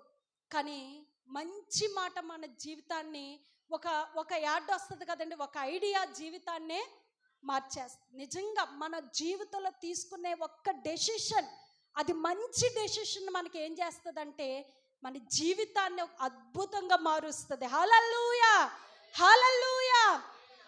ఒక్క మాట ఆలోచన చేస్తే ఏమీ లేనటువంటి స్వల్పమైన వ్యక్తిని దేవుడు ఏం చేస్తాడండి? ఒక ఘనమైన వ్యక్తిగా నిలబడ్డాడు. ఈరోజు కోల్గేట్ టూత్పేస్ట్ తెలియని వారు ఎవరైనా ఉన్నారా? ఎన్ని దేశాలకి ఎగుమతి చేస్తున్నారు ఆ ప్రొడక్ట్, ఎంతమంది వాడుతున్నారో. ప్రతి ఇంట్లో ఉంటుంది కోల్గేట్ పేస్ట్. హల్లెలూయా. ఒకటి దేవుని హస్తం ఎవరికైతే తోడై ఉంటుందో వారిని దేవుడు అత్యధికంగా ఆశీర్వదిస్తాడు. ఒకటి, నేను దేవునికి 10వ భాగాన్ని ఇస్తున్నాను, కానుకలు ఇస్తున్నానంటూ మన క్రియలు బాగోకుండా, మన నోటి మాట బాగోకుండా, మన చూసే చూపు బాగోకుండా, మన జీవితం బాగోకుండా, సమాజంలో సరైన సాక్ష్యం లేకపోతే దేవుడు దీవిస్తాడంటారా? మనం రెండూ చూసుకోవాలి. సమాజంలో మంచి సాక్షి జీవితాన్ని ఉండాలి. అప్పుడు మనం ఇచ్చినది దేవునికి ఏమవుతుందండి? అంగీకారం అవుతుంది. అది ఆశీర్వాదకరంగా తిరిగి వస్తుంది. హల్లెలూయా, హల్లెలూయా. ఇప్పుడు ఆలోచన చేస్తే ప్రియమైనటువంటి దేవుని బిడ్డ, మనం మొదలెట్టింది ఒకటైతే ఆత్మదేవుడు ఎక్కడెక్కడికో నడిపించాడు. నేను నమ్ముతున్న దేవుడు మనతో మాట్లాడాడు. హల్లెలూయా. దేవుని ఆత్మ మనలోనికి ఏం తీసుకొస్తుందండి? ఐక్యతను తీసుకుని వస్తుంది. రెండవది, అది కూడా మనం కాపాడుకోవాలంటండి సమాధానం అనే బంధము చేత ఆత్మ కలిగించే ఐక్యతను కాపాడుకొనుట యందు మీరందరూ ఎలా ఉండాలండి? శ్రద్ధ కలిగిన వారే ఒకరిని ఒకరు సహించుకొనుడి. ఎందుకు సహించుకోవాలి? కొన్నిసార్లు విభేదాలు వస్తాయి, కోప్పడిపోతూ ఉంటారు. కొన్నిసార్లు కోపంలో ఏం మాట్లాడతారో తెలియదు. కాబట్టి సహించుకోవాలంట ఒకరిని ఒకరు. హల్లెలూయా. రెండవది, ఆత్మదేవుడు మనలోనికి ఏం తీసుకొస్తాడో రోమపత్రిక 5వ అధ్యాయం 5వ వచనం.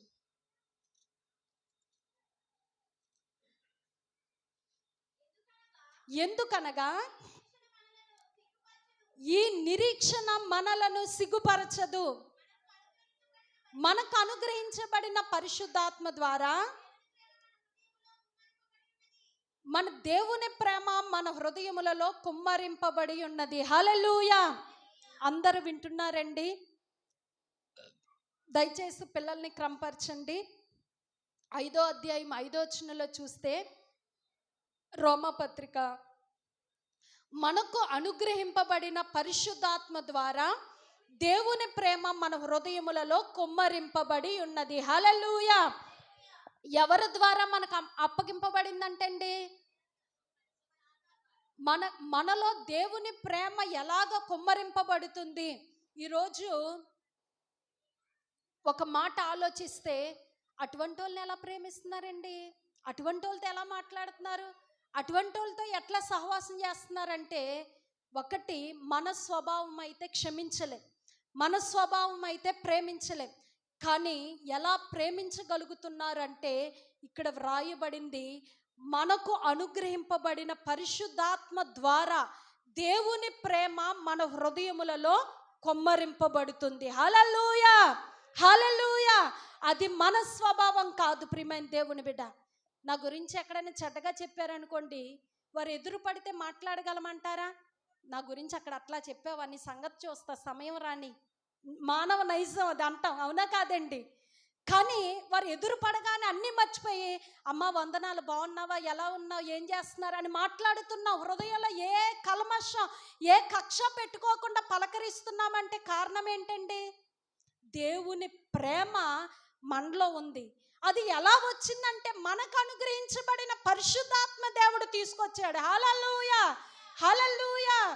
నిజంగా ఎన్నెన్నో తెలిసినప్పటికీ నిజంగా పోన్లే అంటే అన్నయ్య, ఈరోజు అన్న వాళ్ళే రేపు ప్రేమించేవారుగా ఉంటారు అని ఏది మనసులో పెట్టుకోబుద్ది అవ్వదు. ఎందుకంటే దేవుని ఆత్మతో నింపబడి ఉన్నాం. కొంతమంది క్షమించలేరు, ఎప్పుడో అన్న వాటిని సైతం మనసులో పెట్టుకుని దూషిస్తూ తోలనాడుతూ ఎంతో భయంకరంగా, ప్రియమైనటువంటి దేవుని బిడ్డ, సాధించాలి ఏదో విధంగా, పగ తీర్చుకోవాలి. ఈ దేవుడు ప్రేమ కాదు. కానీ ఆత్మ దేవుడు మనలోనికి ఏం తీసుకొస్తున్నాడంటే ప్రేమను తీసుకొస్తున్నాడు. కాబట్టి యోసేపు ఐగుప్తు దేశంలో అమ్మబడి రాజైన తర్వాత తన సహోదరులు అందరూ తన యొద్దకు వస్తే, నేను యోసేపుని, మీరు అమ్మివేసినటువంటి యోసేపుని నేనే అని ప్రత్యక్షపరుచుకుని అతడు అంటాడు ఒక మాట ఏంటంటే, ఆ సంగతి మీకు దుఃఖము కలగనీయకుడి. ఏ సంగతి అండి? నిన్ను అమ్మివేశాం కదా మేము అని ఆ సంగతి జ్ఞాపకం చేసుకుని మీరు ఏమాత్రం కూడా బాధపడొద్దు, దుఃఖపడొద్దు. ఒక కరువు దినం అనేది వస్తుందని, ఆ కరువు సంవత్సరాల్లో మీరు పోషించబడటం కోసం మీకంటే ముందుగా దేవుడు నన్ను ఇక్కడికి తీసుకొచ్చి పెట్టాడు. హల్లెలూయా, హల్లెలూయా. కాబట్టి ఈ ప్రేమ యోసేపులోకి ఎలాగొచ్చింది? ఎంత దారుణం అమ్మ, ఎంత బ్రతిమాలుకున్నా సరే జాలి లేకుండా అమ్మేశారు. ఎంత పగ, ఎంత కక్ష చూపించాలి, కానీ ప్రేమతో వారిని ఓదారుస్తున్నాడు. వారేమో భయముతో గడగడా వణుకుతూ నిలబడ్డారు, కానీ యోసేపు ఆదరిస్తుంది. ఈ ప్రేమ ఎవరిలో కనబడుతుందండి? దేవుని ఆత్మ నింపుదల కలిగిన వారిలోనే. హల్లెలూయా, హల్లెలూయా. ఈ ఆత్మ నింపుదల ప్రియమైనటువంటి దేవుని బిడ్డ కడవరి దినాలలో దేవుడు అంటున్నాడు. ఒకసారి పాత నిబంధన గ్రంథంలో మొన్న ఒక వాక్యాన్ని చదివాను, దొరుకుతుందేమో చూద్దాం. నీ మాట జీవము గలదయ్యా యేసయ్యా, నీ మాట సత్యము గలదయ్యా, నీ మాట మార్పు లేనిదై. జకర్యా గ్రంథం 10వ అధ్యాయము 1వ వచనం.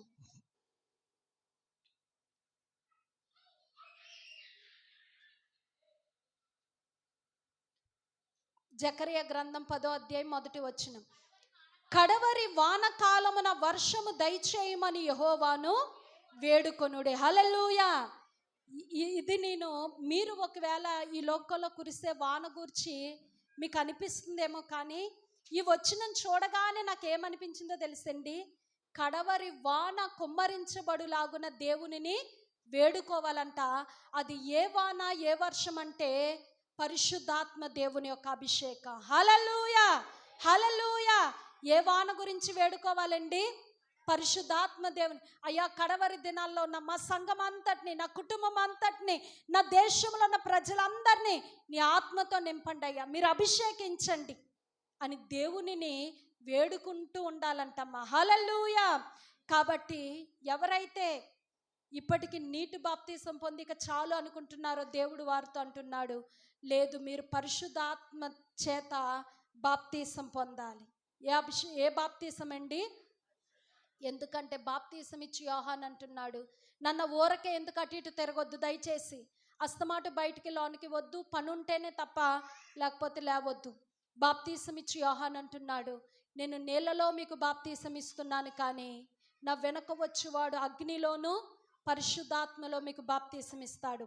నీటిలో బాప్తీసం ఇచ్చేది సేవకుడు పని అయితే, ఈ పరిశుద్ధాత్మలో బాప్తీసం పొందేది మీ పని. ఎవరి పని అండి? ఎవరి మట్టుకు వారి పని. ప్రభువా, నీ ఆత్మతో అభిషేకించు, నీ ఆత్మతో అలంకరించు, నీ ఆత్మతో నింపి నడిపించని ఎవరైతే వేడుకుంటూ ఆయన సన్నిధిలో మూలుగుతూ ఉంటారో వారిని దేవుడు అభిషేకించడానికి ఇష్టపడుతున్నాడు. హల్లెలూయా, హల్లెలూయా. అగస్టిను మనందరికీ తెలుసు. నా తల్లి కన్నీటి ప్రవాహంలో కొట్టుకుని వచ్చాను యేసు పాదాల దగ్గరికి అంటున్నాడు. ఎవరండి? అగస్టిన్. అతడు భయంకరమైనటువంటి వ్యభిచారి, వేశ్యలతో సాంగత్యం చేసేటువంటి వ్యక్తి. తల్లి ఏమో మంచి ప్రార్థనా పర్రాలు, కుమారుడు కోసం ఎంత ప్రార్థన చేసిందంటే, తనకి 9 మంది కుమారులైతే ఒక్కొక్క కొడుకు దగ్గర ఒక్కొక్క గంట సేపు మోకరించి ప్రార్థన చేస్తే ఆమె మోకరించిన చోట గుంటలు పడిపోయేవంట. తన కార్చిన కన్నీళ్ళకి ఏం పడిపోయేవండి? అతను తల్లి కార్చిన కన్నీళ్ళకి ఆ మట్టి నేల గనుక గుంటలు పడిపోయేవంట. ప్రియమైన దేవుని బిడ్డ ప్రార్థన చేస్తుంది. అగస్టిన్ భయంకరమైనటువంటి వ్యక్తిగా, త్రాగుబోతుగా, తిరుగుబోతుగా, వ్యభిచారిగా ఉన్నాడు. వ్యభిచార స్త్రీలతో సహవాసం చేస్తూ ఉంటే ప్రార్థన చేసి ఏడుస్తూ దేవుని సన్నిధిలో బ్రతిమాలుకోగా దేవుడు ఒక దినాన్ని అతన్ని దర్శించాడు. నిజంగా కన్నీటి ప్రార్థనకి జరగని కార్యం ఏది ఉండదు. ఏమ్మా, ఆయనను బట్టి మనకు కలిగి ఉన్న ధైర్యం ఏదనగా, ఆయన చిత్తానుసారంగా మనం ఏది అడిగినా ఆయన మన మనవి ఆలకించును. హల్లెలూయా, హల్లెలూయా. ఇప్పుడు దేవుడు అగస్టిన్ని దర్శించిన తర్వాత అతడు సన్నిధిలోనికి వెళ్ళి భయంకరంగా ఏడ్చాడంటండి. ఎందుకు ఏడ్చాడంటే తన పాప జీవితమును గురించి, అయ్యో ఇంతకాలం నా జీవితాన్ని నేను నాశనం చేసుకున్నాను, పాడు చేసుకున్నాను, నిన్ను విడిచి లోకంలో తిరిగానయ్యా, నా జీవితం అంతా పాడైపోయిందని ఎక్కెక్కి ఏడిస్తే పరిశుద్ధాత్మ దేవుడు ఆయనలోనికి బలముగా దిగొచ్చాడంటండి. ఆదరించబడ్డాడు, ధైర్యపరచబడ్డాడు. ఇప్పుడు గుర్రం ఎక్కి అంతకు మునుపు అతడు తిరిగినటువంటి వీధుల్లో నుండి వెళ్తూ ఉన్నాడు. వెళ్తుంటే పైనుంచి తన ప్రియురాలు పిలుస్తుందంట, అగస్టిన్ నా వైపు చూడు, నేను ఇక్కడ ఉన్నాను, నా వైపు చూడు, నా దగ్గరికి రా ఒకసారి అంటుంటే అసలు ఏం వినబడనట్టుగానే వెళ్ళిపోతున్నాడట. ఆమె పైనుండి నా మాట వినిపించట్లేదు అతడు, కానీ ఒక పూలమాల తన మెడలోనికి విసిరేసరికి దాన్ని తెంపివేసి పాత అగస్టిన్ చర్చి గదిలో చచ్చిపోయాడు. ఏమైపోయాడంటే అండి, పాత అగస్టిన్ చర్చి గదిలో చచ్చిపోయాడు. ఈ క్రొత్త అగస్టిన్ క్రీస్తు కొరకు బ్రతికిన అగస్టిన్. హల్లెలూయా, హల్లెలూయా. అంత వ్యభిచారి, అంత మూర్ఖుడు, అంత భయంకరమైన త్రాగుబోతు మార్పు చెందుతాడని ఎవరైనా అనుకుంటారా? అందరూ మారుతారు కానీ ఈయన మాత్రం మారడండి అనేస్తారు. కానీ నువ్వు కన్నీళ్లు కార్చి ప్రార్థన చేస్తే మారని వ్యక్తి ఎవరు కూడా ఉండరు. హల్లెలూయా. ఒక నెల చేస్తావు, ఒక సంవత్సరం చేస్తావు, విడిచిపెట్టేస్తావు. కానీ తల్లి ఆ కుమారుడు కోసం కొన్ని సంవత్సరాలుగా కన్నీళ్లు కార్చింది. చచ్చిపోయిన తర్వాత మీద పడి ఏడుస్తాం కదండి, అదే వారు బ్రతుకున్నప్పుడు దేవుని సన్నిధిలో ఏడుస్తే ఖచ్చితంగా వ్యక్తి పరలోక రాజ్యానికి చేరతాడు. హల్లెలూయా, హల్లెలూయా. అంటే రక్షణ లేకుండా చచ్చిపోయిన వారి కోసం మేము ఏడవలేదా, ప్రార్థన చేయలేదా అంటే ఏడ్చాం, ప్రార్థన చేసాం, కానీ చివరికి దేవుని చిత్తం కొన్నిసార్లు వారిని దర్శించడం ఆలస్యం అవుతుందేమో. ఇప్పుడు అగస్టిన్ గురించి తల్లి చేసినటువంటి కన్నీటి ప్రార్థన దేవుని సన్నిధికి వెళ్ళిపోయింది, దేవుడు దర్శించాడు. వెంటనే ప్రియమైనటువంటి దేవుని జనాంగమా తన జీవితాన్ని మార్చుకున్నాడు. ఆగి ఒక 10 నిమిషాలు మాట్లాడి రావచ్చు కదా, తన స్నేహితురాలు కదా, ఒకప్పుడు ఆయన ఎంతో సుఖపెట్టింది కదా. ఒక్క క్షణం అతడు ఆగి ఆమెతో మాట్లాడితే ఆ లోకం అతన్ని లాగేస్తుంది. ఏం చేస్తుందండి? అది గ్రహించాడు అగస్టిన్. ప్రియమైన దేవుని బిడ్డ, లెక్క లేకుండా వెళ్ళిపోతున్నాడు అనుకుంటే అనుకోవచ్చు చూసేటువంటి వారు, కానీ నేను ఆగి ఆలోచించి మాట్లాడితే ఖచ్చితంగా మరలా లోక బంధకాలు నన్ను పట్టేసుకుంటాయి, లోకం నన్ను లాగేస్తుంది, లోకం నన్ను ఈడ్చేస్తుందని అతడు సహవాసం మార్చేసుకున్నాడు, తన జీవితాన్ని మార్చేసుకున్నాడు. తను అంతకు మునుపు కలిగిన స్నేహితులు విడిచిపెట్టేసి ఒక క్రొత్త సహవాసం ఏర్పరచుకుంటే ప్రియమైన దేవుని బిడ్డ తన భక్తి ఎంత గొప్పగా కొనసాగించాడు తెలుసండి. అతడు పడుకునేటప్పుడు తన తలకడి దిండి కింద ఒక పుస్తకాన్ని పెట్టుకునేవాడట. ఆ పుస్తకం నిండా పశ్చాత్తాపంతో కూడిన సిలువ పాటలు ఉండేవంటండి. ఆ సిలువ పాటలు ఉంటే పొద్దుటే లేవగానే ఏ పని చేసేవాడు కాదు, ముందుగా పొద్దుటే లేచి అందులో ఉన్న పాటలన్నీ కూడా పాడుతూ ఉంటే హృదయం అంతా కూడా కదిలిపోయి ద్రవించిపోయి, యేసు ప్రభువా నా కొరకు నువ్వు ఎంత త్యాగం చేసావా నన్ను రక్షించుకోవటం కోసం, ఇప్పటి వరకు నీ ప్రేమ నాకు అర్థం కాలేదయ్యా, ఇప్పటి వరకు నీ ప్రేమ అనేది నేను రుచి చూడలేక ఎంతో నిన్ను నేను కోల్పోయానని పశ్చాత్తాపంతో ఏడ్చి ఏడ్చి ఏడ్చి ప్రతిరోజునండి, ఇలాగ ఒకరోజు కాదు, తన ఆ దిన ప్రయాణాన్ని ప్రారంభిస్తూ ఉండేవాడట. చివరికి మునుపు ఎటువంటి వాడండి? పౌలు అంటాడు, పాపులలో నేను ప్రధాన పాపిని. ఈ అగస్టిన్ కూడా భయంకరమైనటువంటి పాపి. ఆ ఊర్లో ఉన్న వారందరికంటే భయంకరమైన వాడు ఎవడరా అంటే అగస్టినే. అటువంటి వ్యక్తి తన పుస్తకంలో పైన ఏముంటుందో తెలుసండి, పరిశుద్ధ అగస్టిన్ జీవిత చరిత్ర. ఏమైపోయాడమ్మా? పాపి పరిశుద్ధుడిగా అయిపోయాడు. ఎందుకనంటే ప్రియమైన దేవుని బిడ్డ ఆ జీవాధిపతిని పట్టుకున్నాడు.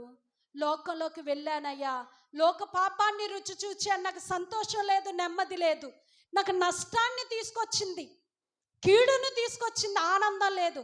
కానీ అబ్బా నీలో ఎంత ఆనందం ఉందయ్యా. ఒక్క మాట గమనించండి, నిజంగా ఇంట్లో గదిలోనికి వెళ్ళి చాపేసుకుని 1-2 పాటలు ఆత్మతో పాడి ఆరాధన చేస్తుంటే ఆ టైంలో నిజంగా ఎంత సంతోషం ఉంటుందంటే అసలు ఈ లోకములో ఎక్కడికి వెళ్ళినా దొరకదండి. రెండవది, దేవుని సన్నిధిలో ఆయన పాదాల మీద పడి ఏడ్చి ఏడ్చి, ప్రభువా నువ్వే నాకు ఆధారమయ్యా, నువ్వు లేకపోతే నేను బ్రతకలేనని దేవునితో పెనవేసుకుని ప్రార్థనలో గడిపితే ఇక ఆ తీయటిదనం, ఆ సంతోషం లోకంలో ఎక్కడా దక్కదు. అందుకనే దేవుని వాక్యంలో వ్రాయబడింది, నీ సన్నిధిలో సంపూర్ణ సంతోషం ఉంది. ఏముందండి? సంపూర్ణ సంతోషం. ఆరాధనలు అనిపిస్తుంటుంది, ఇలాగే ఉండిపోతే ఈ రోజంతా ఎంత బాగుండో. ఎందుకని? పరిశుద్ధాత్మ దేవుడు మనలోనికి వస్తున్నాడు, మన హృదయాలు పరవశింప చేస్తున్నాడు. దేవుని ఆత్మతో మన ఆత్మ ఐక్యమైపోతుంది. కాబట్టి ఆనందం, సంతోషం, ఉత్సాహం. కానీ చాలామంది పొందుకోలేకపోతున్నారు, లీలం అవ్వలేకపోతున్నారు. ఆత్మలో కళ్ళు తెరిచి అటు ఇటు చూడటం, ఏవేవో ఆలోచిస్తూ ఉండటం. అట్లా ఉంటే పుస్తకంలో అనుకుంటా ఒక మాట వ్రాయబడి ఉంటుంది. ఏంటంటే, ఆ కలవ పువ్వులో ఉన్నటువంటి మకరందాన్ని ఎక్కడో ఉన్నటువంటి చీతాకోక చిలుక వచ్చి తీసుకుని పీల్చుకుని వెళ్ళిపోతుందంట. అక్కడే ఉన్నటువంటి కప్పక మాత్రం తీసుకోదంటండి.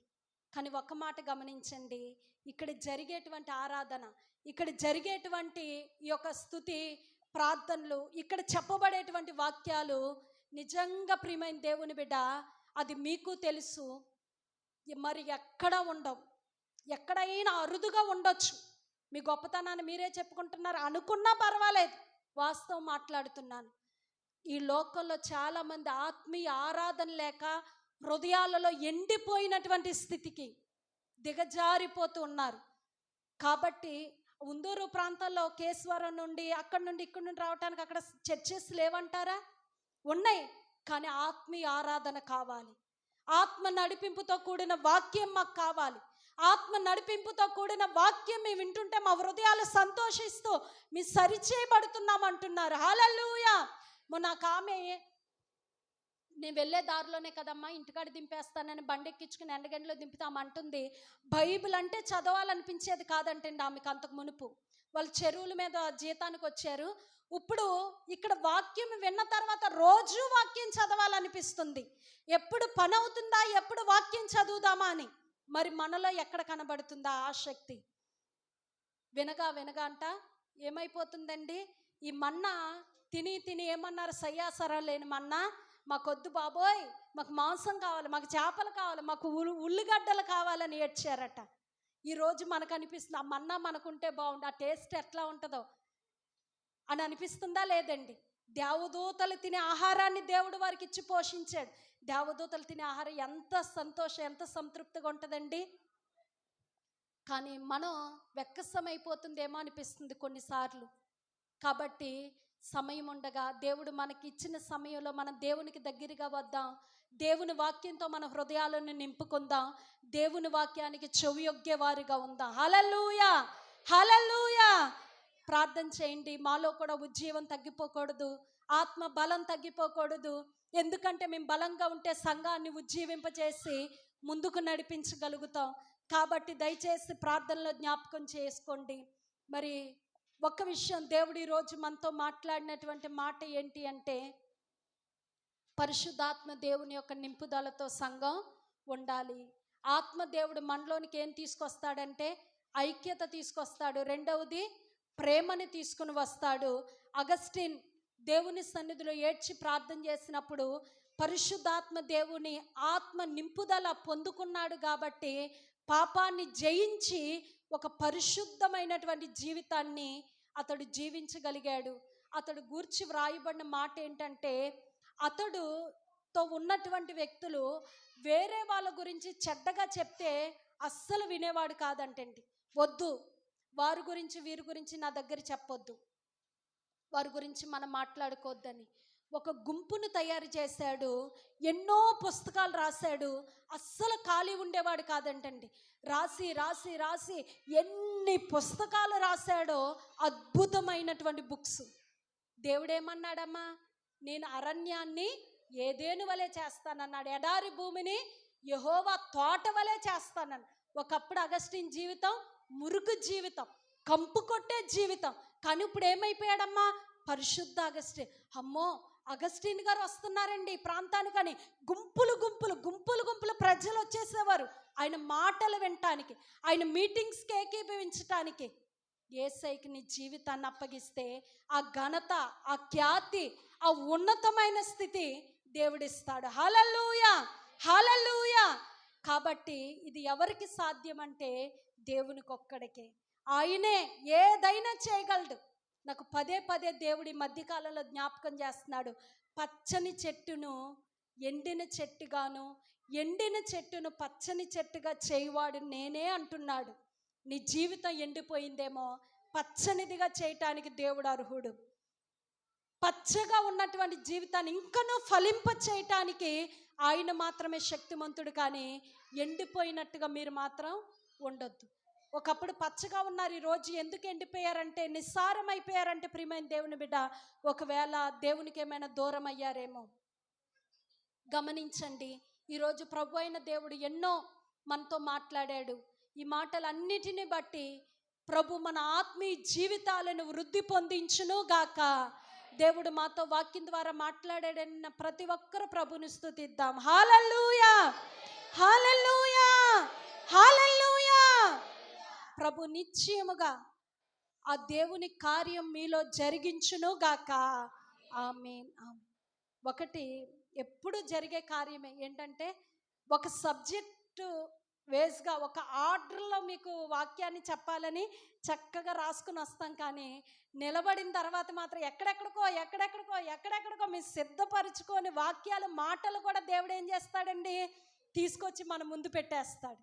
కాబట్టి అమ్మ మీ వాక్యాంశం ఏంటి అంటే, యూట్యూబ్లో పెట్టినప్పుడు కూడా వాక్యాంశం ఏంటి అంటే చెప్పటానికి కష్టం అనిపించేస్తుంది. ఎందుకంటే పరిశుద్ధత గురించి చెప్తే, అంత పరిశుద్ధత గురించి చెప్తే పరిశుద్ధత అనే అంశం పెట్టవచ్చు. సత్యం గురించే వాక్యం ఫస్ట్ నుంచి లాస్ట్ దాకా వెళ్తే సత్యం గురించి అని చెప్పవచ్చు. కానీ ఆత్మదేవుడు ఆల్రౌండ్ అన్ని మిక్స్డ్ ప్రియమైన దేవుని బిడ్డ మనతో మాట్లాడాడు. నిజంగా నా హృదయం చాలా సంతోషిస్తుంది. ఎందుకంటే మీకు వాక్యాన్ని బోధించి వినే మీకు ఎలా ఉందో తెలియదు, కానీ నా హృదయం అయితే ఆత్మదేవునితో ఆనందిస్తూ పరవశిస్తుంది. హల్లెలూయా, హల్లెలూయా. కాబట్టి దయచేసి మన పరిచర్య గురించి ప్రార్థన చేస్తూ ఉండండి. మీకు ఒక విషయం మొన్న వారం చెప్పటం మర్చిపోయారు పాస్టర్ గారు. నేను ఆలోచిస్తూ ఉన్నా, అమ్మా సైలెంట్గా ఉండాలి, అన్నీ జరుగుతున్నాయి ప్రభువా, స్త్రీల కూడుకులు మాత్రం సంఘంలో జరగట్లేదు, వీళ్ళు శుక్రవారం ప్రార్థనకు రావటానికే రాలేకపోతున్నారు, మరలా పైగా సపరేట్ స్త్రీల కూడికంటే ఎవరు వస్తారు ప్రభువా, ఎలా పెట్టాలి మరి అని ఆలోచిస్తూ ఉన్నప్పుడు ఒక ఆలోచన ఇచ్చాడు దేవుడు. ఎలాగ శుక్రవారాలు ఆరాధన జరుగుతుంది కనుక ఉపవాస ప్రార్థన మొదటి శుక్రవారం స్త్రీల కూడిక కింద ఏర్పాటు చేస్తే బాగుంటుందని ఒక ఆలోచన రాగా మొన్న వారమే స్టార్ట్ చేస్తాం. అది కూడా వారికి ముందుగా చెప్పాలి, ఆ రోజుకి ఆ రోజు ఈరోజు స్త్రీల కూడికని. మరొక ఆలోచన ఏంటంటే, ఆ స్త్రీల కూడిక వాక్యం చెప్పటం అయిన తర్వాత మనకి బైబిల్ క్విజ్ కూడా ఉంటుంది. ఏమ్మా మొన్న వారం చెప్పాను, మత్తయి సువార్త మీద మన బైబిల్ క్విజ్ పెడదాం. మరి ఆడపిల్లలకేనమ్మా మగపిల్లలకి లేదా అని తిమోతి గారు అంటున్నారు. అది మీ పాస్టర్ గారు మీకు ఎప్పుడు ఏర్పాటు చేస్తారో అది మీరు చూసుకోండి. కానీ నా బాధ్యత మా స్త్రీలు మా కుమార్తెలతోటి మరి వారి బాధ్యత దేవుడు అప్పగించాడు. కాబట్టి మత్తయి సువార్త 28 అధ్యాయాలు.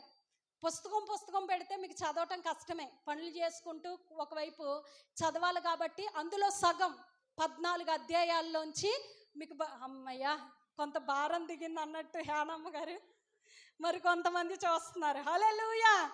కాబట్టి అధిక భారం మేమే పెట్టాం, మీరు మొయ్యగలిగిన భారం మాత్రమే. కాబట్టి 14 అధ్యాయాల్లో నుండి మీకు ఆల్రెడీ పేపర్ నేను సిద్ధపరిచాను, జిరాక్స్లు తీసుకొస్తాను. ఒక్కొక్కరికి ఒక్కొక్క పేపర్ ఇవ్వబడటం జరుగుతుంది, కొంత సమయం ఇవ్వటం జరుగుతుంది. ఆ సమయంలో చక్కగా వ్రాసి మీరు చక్కగా ముగించేస్తారు. హల్లెలూయా. ఫస్ట్, సెకండ్, థర్డ్ 3 గిఫ్ట్లు కూడా ఉంటాయి.